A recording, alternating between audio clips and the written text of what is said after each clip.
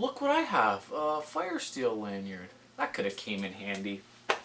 So guys, honestly, I dropped the ball, and I know it. Hummed and hawed about making this video, and I decided, screw it, I'm going to make it. I really don't care. These are not excuses. These are not reasons even why what happened. This is just what happened. Okay? I'm sure you've all watched the video, or sorry, the show.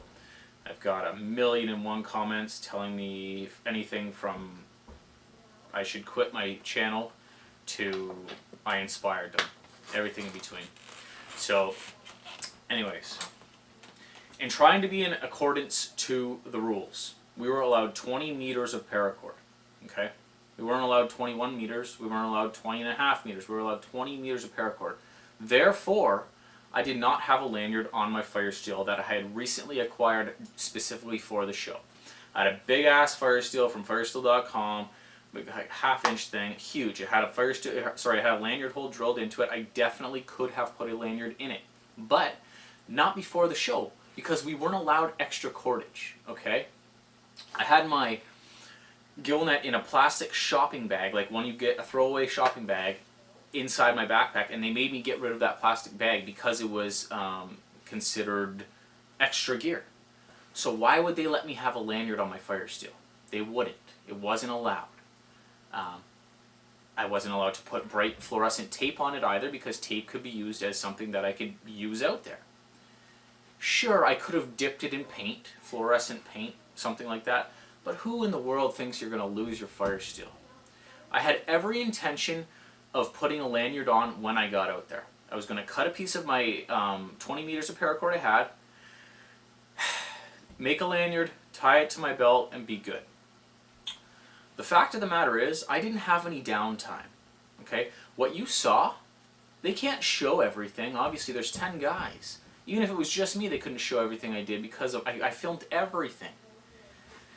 The first day, the whole day was spent trying to find a camp. That camp that I camped in, like the Cedar Swamp area. I was crawling through salal bushes for 6 hours, pushing pelican case, through climbing over stuff, under stuff. Anyways, long story short, I was exhausted.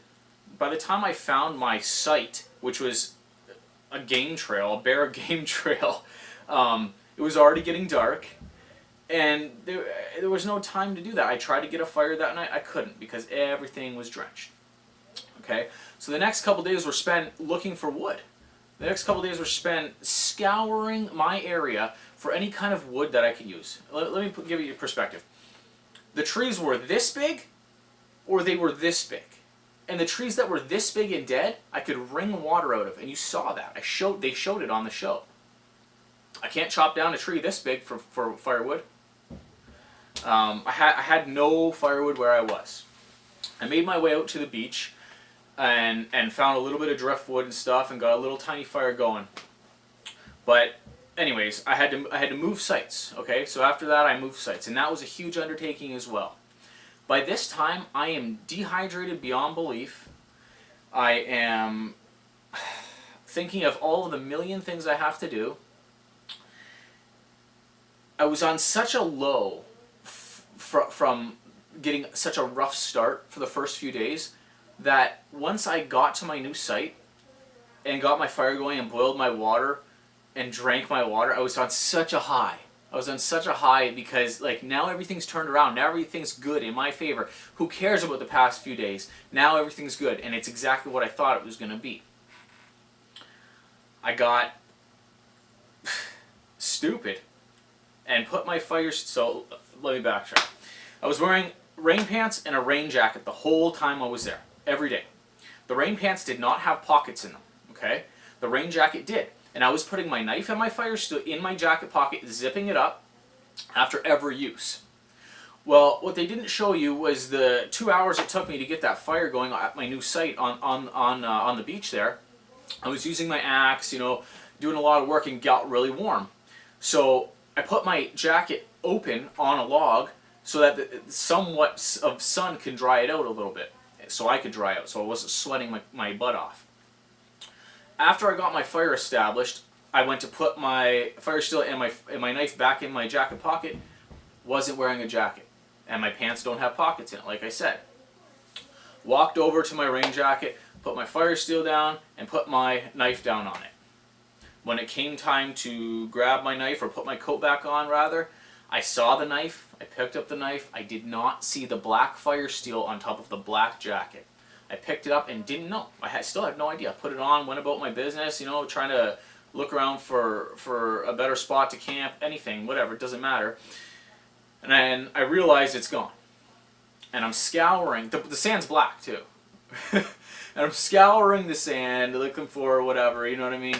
It's just not there. The only thing that I can think of, and they showed it on the show where I put my stuff down on my jacket, is when I picked my jacket up, the thing tossed and turned ass over head into the sand or into the water. And at the time, the water hadn't been going up that far, but it's a tide, it goes up even farther.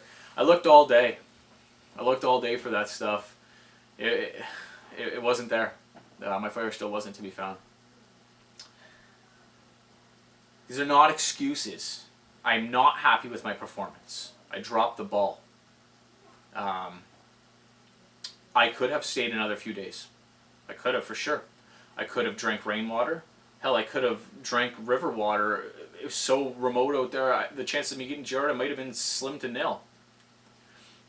But in my head, in my mind, there was 9 other guys out there with their fire steel still doing fine.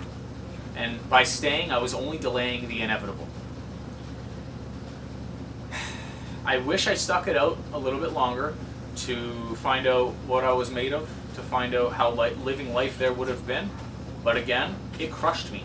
I was on such a high, like I said, after finding all that stuff, the new area, getting water, blah blah blah, all that stuff. That when I found out I lost my fire steel, it crushed me mentally. I was not prepared for it. In my head, I don't deserve to be out there if I can lose such an important piece of gear. So I bailed. That was it. I called it in. I'm not proud of it, and I've lived with it ever since that moment that I decided to bail. It sucks. It really does, and I'm being completely honest with you guys. I make no bones about it. I dropped the ball, and I know it. That said, my life is good. I have a loving family. I provide for them. They have food. They have a roof over their head. I've got means of transportation. You know what I mean? I have a loving family, a loving group of people for me. So in the end, whatever. I'm still not over it. Don't let me get you wrong. But it's going all right now. I wish I could have tested myself more. I wish I would have stayed. But it is what it is, and I have to live with it. So this video is for everyone who wanted to know a little bit more, and for all my haters, thanks for knowing my name.